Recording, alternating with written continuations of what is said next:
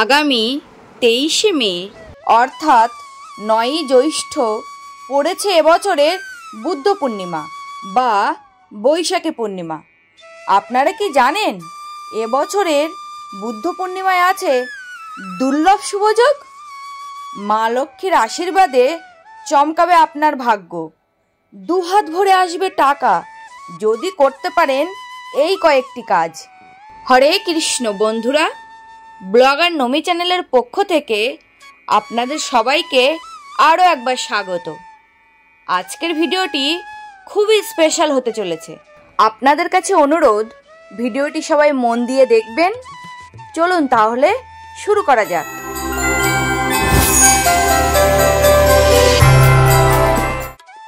ধর্মীয় বিশ্বাস অনুসারে বুদ্ধ পূর্ণিমার দিন দান, ধ্যান ও ধর্মীয় কাজ করলে বিশেষ পুণ্য লাভ হয়, এটা আমরা সবাই জানি।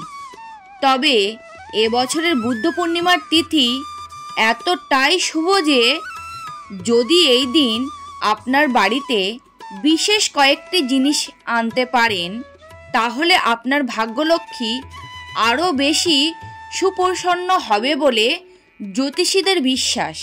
তবে তার আগে বলে নিই, এবছর বুদ্ধ পূর্ণিমার তিথি শুরু হচ্ছে 22শে মে অর্থাৎ 8ই জ্যৈষ্ঠ বিকাল 5টা 42 এবং পূর্ণিমা তিথি শেষ হবে পরের দিন অর্থাৎ 23শে মে 9ই জ্যৈষ্ঠ সন্ধ্যা 6টা 42 পর্যন্ত।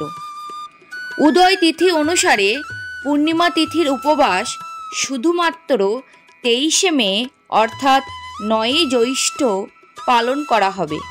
বুদ্ধ পূর্ণিমার দিন ভগবান বুদ্ধদেবের মূর্তি বাড়িতে নিয়ে আসুন, কারণ ফেংশুই অনুসারে এটি বাড়িতে সুখ এবং সৌভাগ্যের প্রতীক হিসেবে বিবেচিত হয়। তাই এই দিন অবশ্যই ভগবান বুদ্ধদেবের মূর্তি আনুন, এতে সুখ, সম্পদ এবং সৌভাগ্য বৃদ্ধি হবে।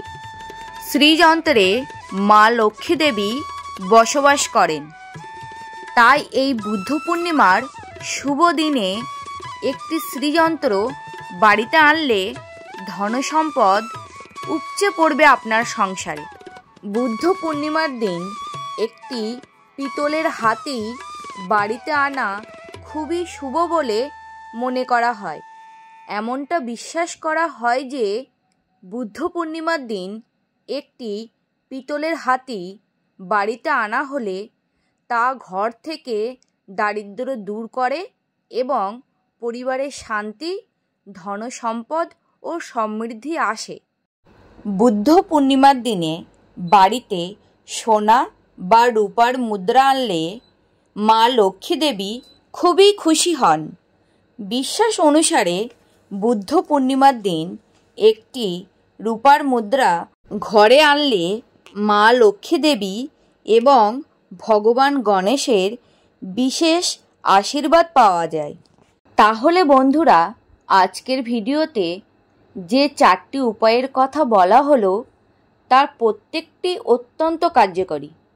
এর মধ্যে যে কোনো একটি যদি করতে পারেন এই বুদ্ধ পূর্ণিমার দিনে, তাহলে আপনারা সমস্ত ফল লাভ করতে পারবেন। আপনারা কমেন্ট করে জানাতে পারেন এই 4টি উপায়ের মধ্যে কোনটি আপনারা করতে চান, আর ভিডিওটি কেমন লাগলো সেটিও কমেন্ট করে জানাতে পারেন। আর যদি ভিডিওটি ভালো লাগে তাহলে দয়া করে লাইক এবং শেয়ার করে দেবেন। আর আমার চ্যানেলে যদি আপনি নতুন এসে থাকেন তাহলে চ্যানেলটিকে সাবস্ক্রাইব করে বেল আইকনটি অন করে রাখবেন, কেননা আমার চ্যানেলে আমি এই রকম পুজো রিলেটেড ভিডিওই পোস্ট করে থাকি। নোটিফিকেশান অন করা থাকলে আমি যখনই নেক্সট টাইম ভিডিও আপলোড করব আপনার কাছে সবার প্রথমেই চলে যাবে। আগামী বুদ্ধ পূর্ণিমা সবার খুব ভালো কাটুক সেই শুভ কামনা জানিয়ে এবং সবাইকে আরও একবার ধন্যবাদ জানিয়ে শেষ করছি। হরে কৃষ্ণ।